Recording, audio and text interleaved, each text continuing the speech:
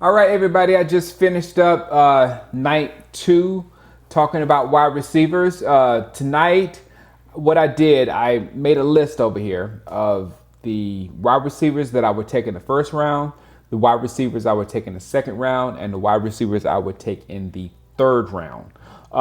Tomorrow night, I will discuss the wide receivers from the fourth round on and any sleepers that I see. But let me tell you right now, there's a lot of talent from the fourth that I'm not going to talk about today, that I'm going to have to talk about tomorrow, because there's a lot of talent from that side of the draft and going to be sleepers. So we can get a wide receiver in the first three rounds, but if we don't sweat, because the guys that are in the lower, they may not be as much of a sure shot as you can get, right here, right now. But they may not be as much of a sure shot as these guys are going to talk about right now. But the guys in the second half of the draft, they do have upside like crazy. All right, let's talk about them. Let's go with the number one dog in the draft, in my opinion, CeeDee Lamb. He's the best in the class. The only knock that I could see on him is he's not a blazer, but they liken him to Hopkins, D-Hop, and he catches the ball. He's got Dez-like catches where he catches the ball with one hand and just like super duper athletic or whatnot. So he's a definite stud.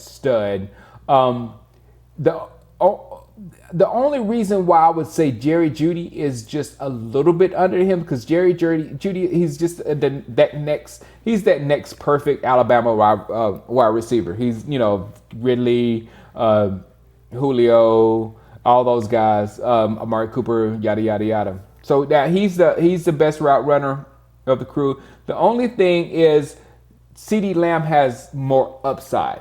CeeDee Lamb can be a superstar, where Jerry Jeudy is just going to be one of the best receivers in the NFL. I mean, I could deal with one of the best receivers in the NFL. The thing is, both of those guys are probably going to be gone by 10, 11, somewhere around there. So we'd have to jump up and to go and get a player like that. And then I don't think we don't need that much of a receiver. Yeah, we need a receiver, but we don't need that much as a receiver. We have Gallup and Amari Cooper on the outside, so we just need another threat. That brings me to the third name in my guys that I would get in the first round. That is Henry Ruggs.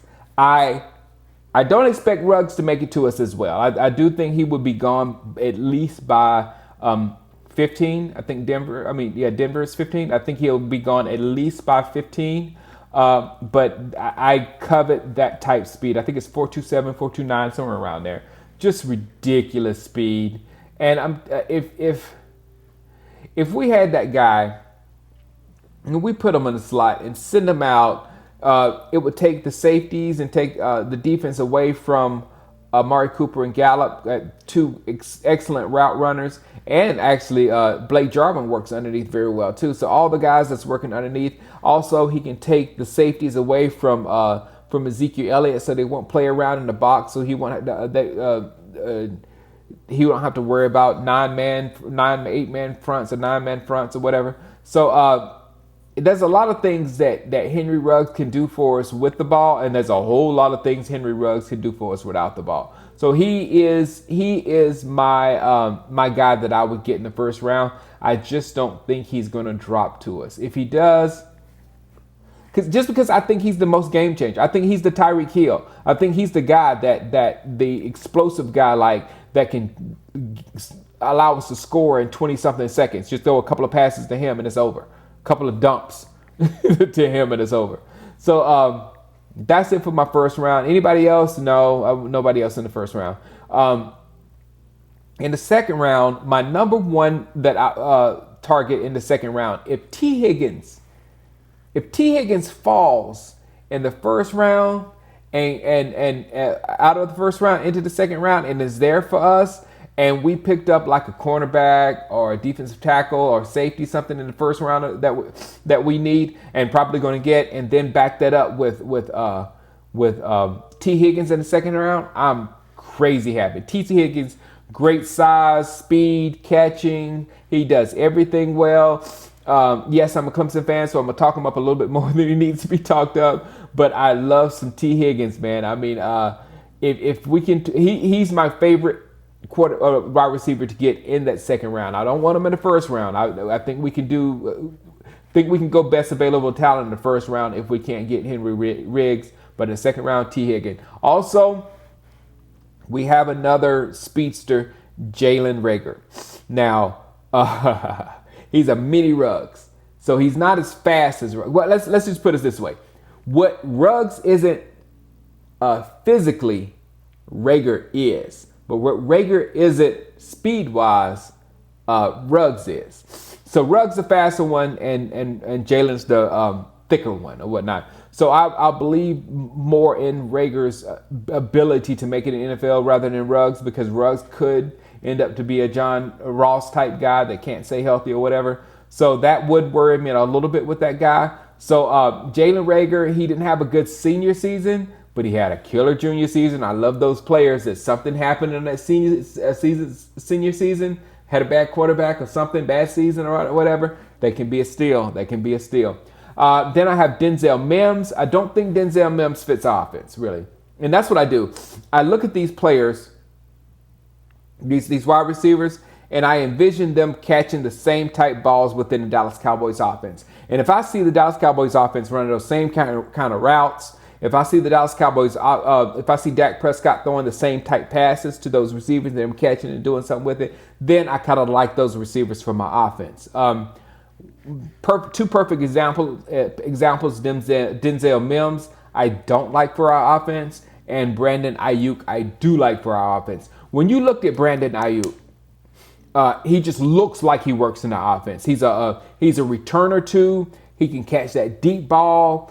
He looks like he's got dog in him, kind of like Diggs. Well, he's in Buffalo now, but Diggs he wouldn't stop coming at you, and that's what you get a feel of when you watch Brandon Ayuk play. His problem is he has problem catching the ball if somebody's there. You know what I'm saying? So there's a potential for drops because almost all the time there's going to be somebody there in the NFL. That's the NFL. It's massive talent there. So that's the only thing that worries about him is the drops. We had to deal with it last year. I don't want to have to continue to deal with that. All right, and the third round. The top of my list in the third round is Michael Pittman Jr. I was in the gym one day. I was working out, and I think I was at my most beastliest. I made up that word. I was at my most beastliest, and I was in front of that mirror. I was looking at myself doing the curls, like, yeah, get it, Shango. And I look over beside me, and it was Michael Pittman Sr. Just muscles, just like boom, boom, boom, boom, boom. Man, I threw them weights down. I remember my other ex-NFL buddies was there. I was like, man, peas, I'm going to get out of here. Look at that dude over there. This dude puts other NFL players in shame. He's so thick up. So if Michael Pittman Jr. is anywhere as thick up as his daddy, then he's gonna have people gonna have some problems with him in the NFL. The only problem is when I watched his highlights, everything I saw, everything I heard, and maybe it's just me, but I could not get David Boston out of my mind. So please don't be a David Boston, Michael Pittman. I think you got, if you were raised out here in this community, which is a great community, you got a good head on your shoulder. So don't be a David Boston. All right, after him, Justin Jefferson. Don't call me a hater. I'll take an LSU player, even though I'm still suffering from the LSU Clemson drubbing.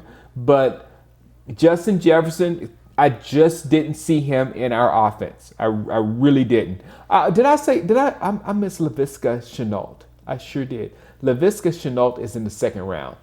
I don't know how. I'm looking at the name right now. How did I just skip over him? Shenault, big. He can run the ball or whatever. I'll talk about an alternative to that in just a minute.